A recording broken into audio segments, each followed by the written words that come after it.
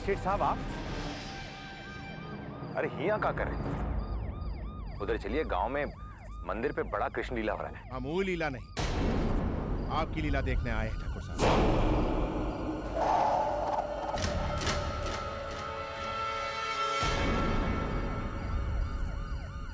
ये सब क्या हो रहा है?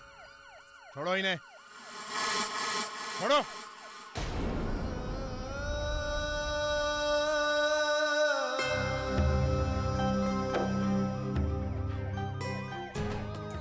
मजिस्ट्रेट साहब, काहे कि ये हमारे गांव का मामला है।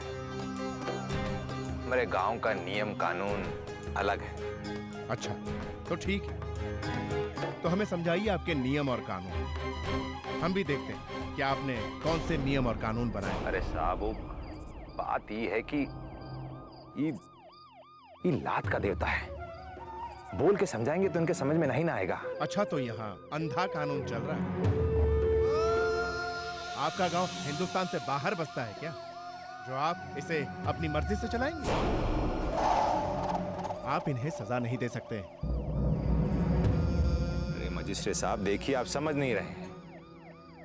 ये जो छोटी जाति का लोग है ना, इन पे अगर कंट्रोल नहीं किया तो ये, हम भी इसी छोटी जाति के हैं।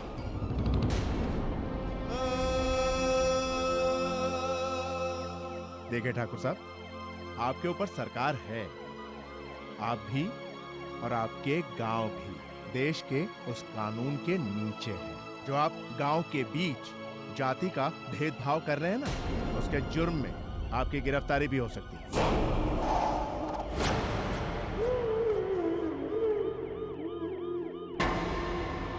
और आप, ये गांव आपके थाने में आता है। जिस गांव में दिन दहाड़े कानून को अपने हाथों में लिया जाता है, उस गांव के थाने में कोई भी रिपोर्ट लिखी कैसे नहीं जाती? सरकार आपको पैसे किस बात के देती है? कल आपको कारण बताओ नोटिस मिल जाएगा, जवाब दीजिएगा।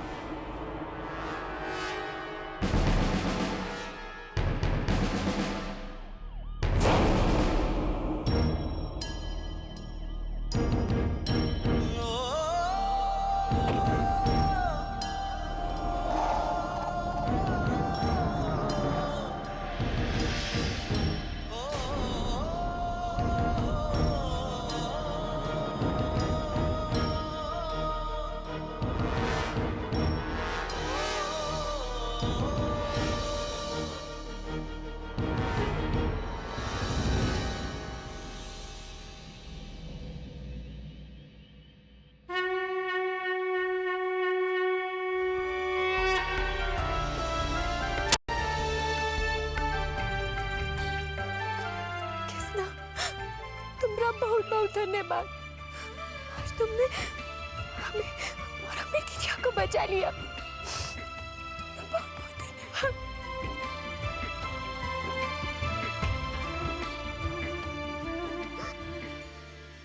साला आरक्षण का बदौलत इतना बड़ा ओहदे पर बैठ गया, अपना औकात भूल गया। ससुरा चला हमका कानून सिखाने, लेकिन उसे कैसा मालूम हुआ कि हिया क्या हो रहा है? किसने खबर दिया होगा उसके? कोई तो जरूर है ये लंका में भी भीषण। पानी पी लीजिए। तो रखिए ना। मजिस्ट्रेट के आगे आप कुछ बोले काहे नहीं बाबूजी? मजिस्ट्रेटवा इतना कुछ बोल गया और आप चुप रहे। अब तुम भी अपना मुंह बंद करो। तुम्हें राजनीति का ख ख ख नहीं आता और चला है। अरे कभी कभी चुप रहना बोलने से ज्यादा कारीगर रहता है। लेकिन वो दो लड़कियों को सजा देने का क्या फायदा होगा? अच्छा, तो अब आप भी नफा नुकसान और फायदे का सोचने लगे। ऐसा करिए कि आप प्रधान बन जाइए। प्रधान रुक्मणी देवी। देखिए, उन नीच जात वालों का इतना हमदर्दी मत कीजिए, नहीं तो जाइए वहां दखन टोला में जाके रहिए उनके साथ और इस घर के बारे में भूल जाइए। श्रीमती जी, औरत का जिंदगी घर का चार दीवारी के अंदर होता है। बाहर का हो रहा है ये जानने समझने और संभालने के लिए अभी हम मर्द लोग हैं। मरे नहीं, समझिए आप। लेकिन जब बाहर का आग से घर जलने लगे तो कोई क्या करे?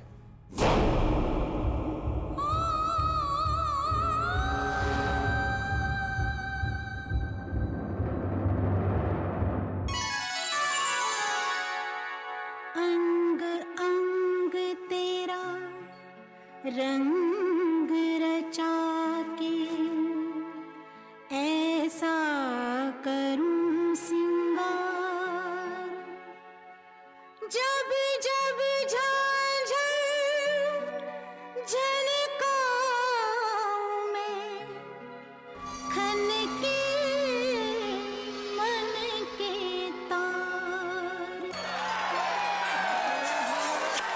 मुझे नौलखा मंगा दे रे ओ सैया दीवाने, तुझे मैं तुझे सीने से लगा लूंगी ओ सैया दीवाने। मुझे नौलखा मंगा दे रे ओ सैया दीवाने।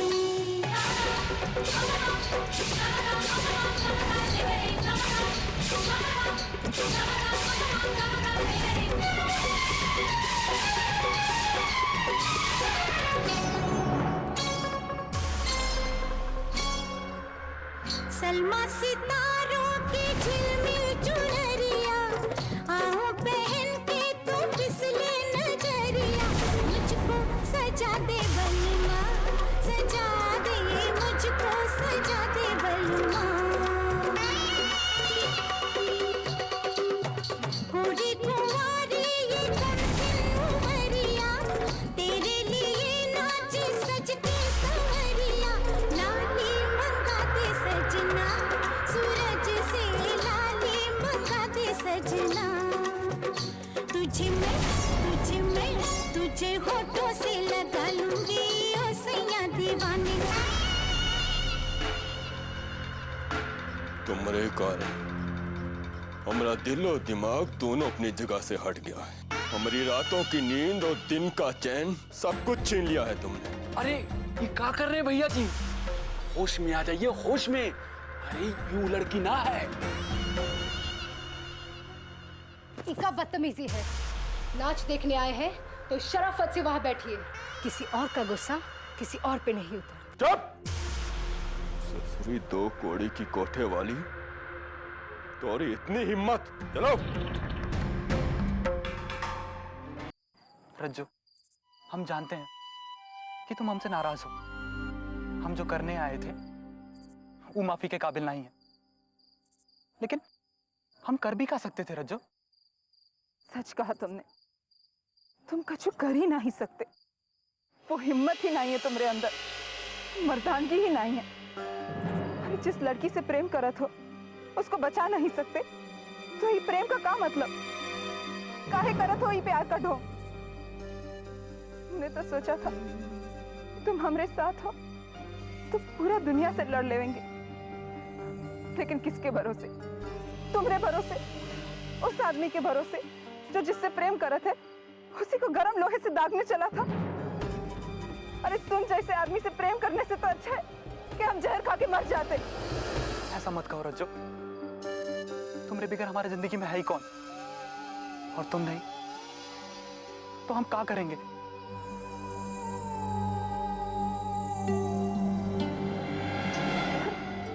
ईका हाथ कैसे चला? जिस लोहे से हम तुम्हें दागने जा रहे थे उसी से हमने अपने आप को दाग लिया। हाथ तुम पर उठने से पहले कट का ही नहीं गया। इतना प्यार करत हो हमसे? काश हम अपना सीना चीर कर दिखा सकते। इसका कोई जरूरत ना है। तो हर आंख में सब देख रहे हैं। तेरे बात के दर्द से सब पता चल गया है। कौन सबूत का जरूरत ना है। जरा सोचो रज्जू, हम कैसे समाज में रहते, एक दूसरे से प्यार करते हुए भी किसी के सामने मिल नहीं सकते हैं। ये सब का जड़ है ये जात पात और ऊंच नीच का भेद।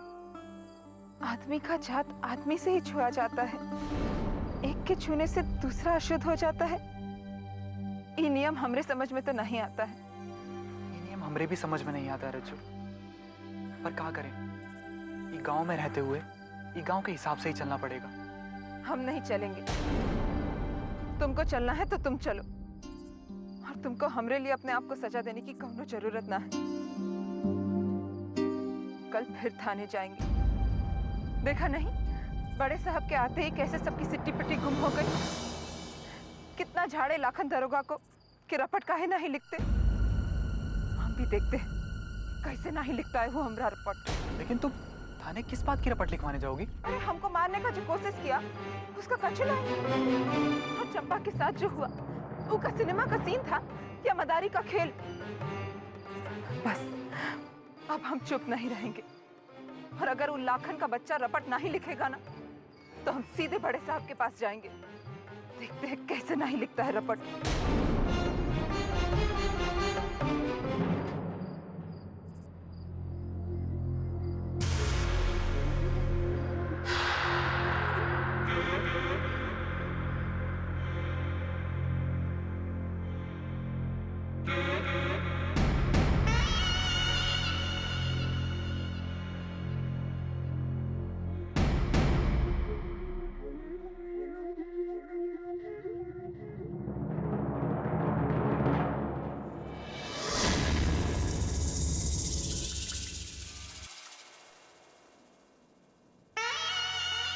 अगर इतना गुस्सा है तो उसके पास जाइए जिसने आपका दिमाग खराब किया है।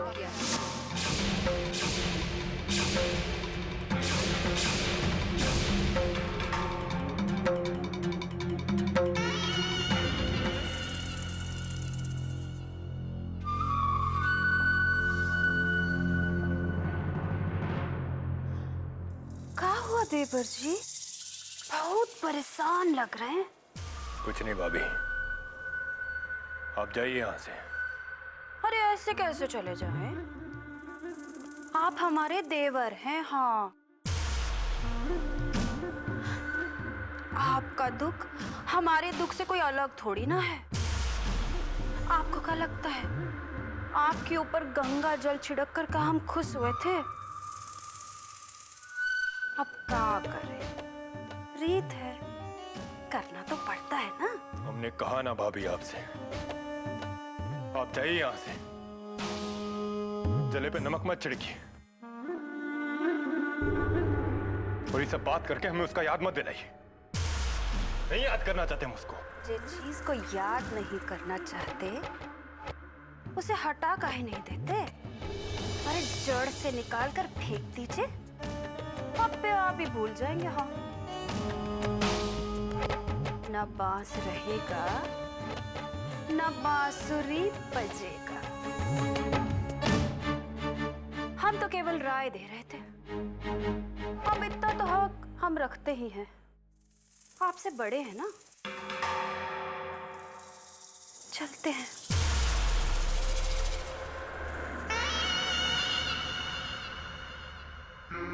जिस चीज को याद नहीं करना चाहते उसे हटा दे।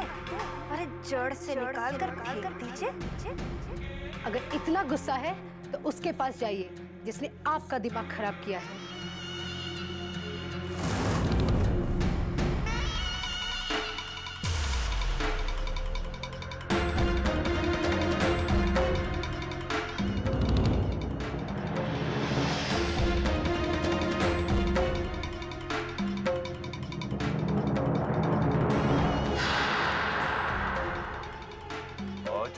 जड़ से उखाड़ के फेंकेंगे।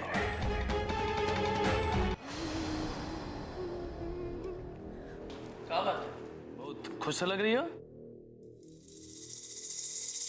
अरे आपके छोटे भाई और नीच जात की लड़की को मारने के लिए ना एकदम पगलाए हुए हैं। क्या बात कर रही हो? अभी अभी गांव में मजिस्ट्रेट आके गया हुआ है और उसका नजर हमारा गांव पर ही है। बाबूजी कह रहे थे कि अभी ऐसा कोई काम नहीं होना चाहिए जिससे उसे हमें गुनहगार साबित करने का मौका मिले। रोकना पड़ेगा। अरे किधर जा रहे हो? अरे रोक काहे दी? हे प्रभु, अरे ये तो गड़बड़ है ना आपके साथ। कभी कभी दिमाग का इस्तेमाल काहे नहीं करते। ये तो मौका है देवर जी को किनारा में लगाने का।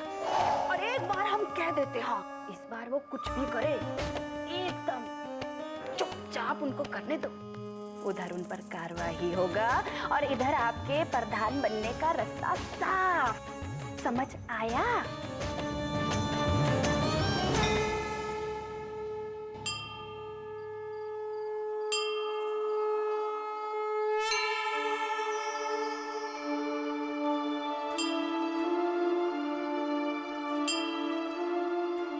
किसना काहे ये लोग हमारे साथ ऐसा व्यवहार करत है? आप तो किसी के बीच में भेदभाव नहीं करते हैं ना, तो काहे लोगों को ज्ञान नहीं देते हैं, काहे नहीं समझाते हैं? ऊपर से वो हमारी दीदिया जे कहती है सही कहती है, पर वो ये नहीं जानती कि इस तरह बात बढ़ाने से अंजाम बुरा ही होगा। यह सच बात सुनता कौन है? सब उन्हीं लोगन से डरते हैं, उन्हीं लोगन की बात मानते हैं। और हमको तो डर लगता है कहीं वो लोग हमारी दीदिया के साथ कभी कुछ गलत। नहीं किसना, हमारी तुमसे विनती है, हमारी दीदिया पे कौनो मुसीबत ना आने देना। किसना, उसकी रक्षा करना, उसकी रक्षा करना। आज को जिंदा नहीं छोड़ेंगे, जान से मार देंगे, तो सारा खेल ही खत्म।